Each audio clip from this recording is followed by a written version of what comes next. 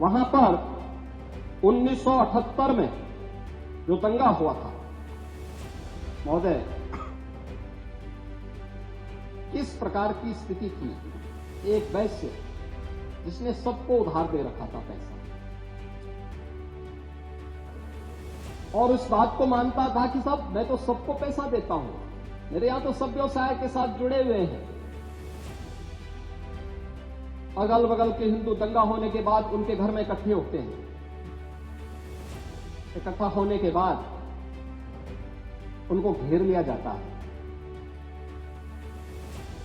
घेरने के बाद वो बोलते हैं, भाई आप हमें क्यों घेर रहे हैं?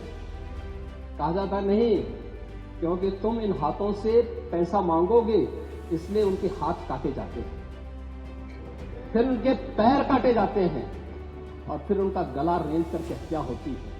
ये लोग सौहार्द की बात करते हैं, शर्म नहीं आती इन लोगों को सौहार्द के बारे में चर्चा करने में।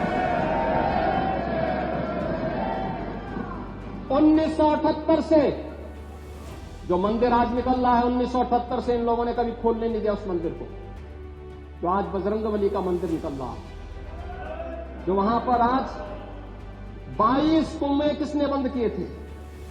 इन 22 कुओं को भी वहां पे बंद किया गया, और वहां का माहौल इतना तनावपूर्ण किसने बनाया था? ये पत्थरबाज कौन थे? एक भी गिरफ्तारी बिना साक्ष्य के नहीं हो रही है। और याद रखना, जिसने पत्थरबाजी की होगी, जिसने माहौल खराब किया होगा, उसमें एक भी बचने वाला भी नहीं है। एक भी नहीं बचेगा। हम माननीय उच्चतम न्यायालय के आदेश का पालन करते हैं, सम्मान भी करते हैं। और क्या संविधान को आप मान रहे हैं? क्या आप लोग संविधान के प्रति सचमुच वचनबद्ध हैं? मैं तो धन्यवाद दूंगा माननीय अध्यक्ष जी को इस बात के लिए कि आज उन्होंने संविधान की मूल प्रति यहां पर दी।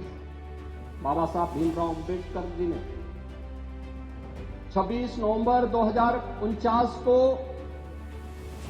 जिस संविधान को बनाकर के देश को सौंपा था, उस मूल संविधान की प्रस्तावना को एक बार पढ़िए।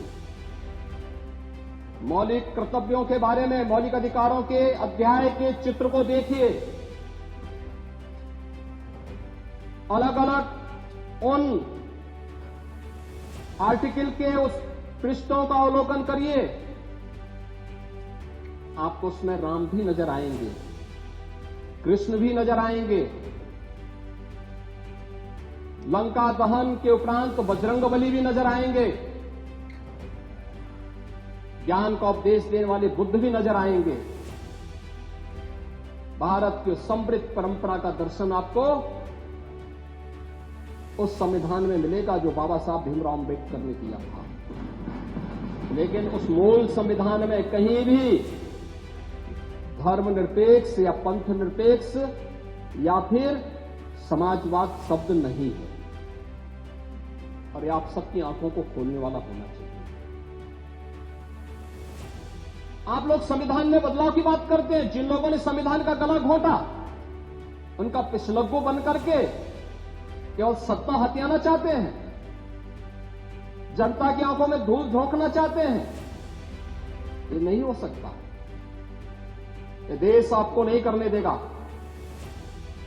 और वह प्रति आपको दी गई है, आप उसका अवलोकन करिए।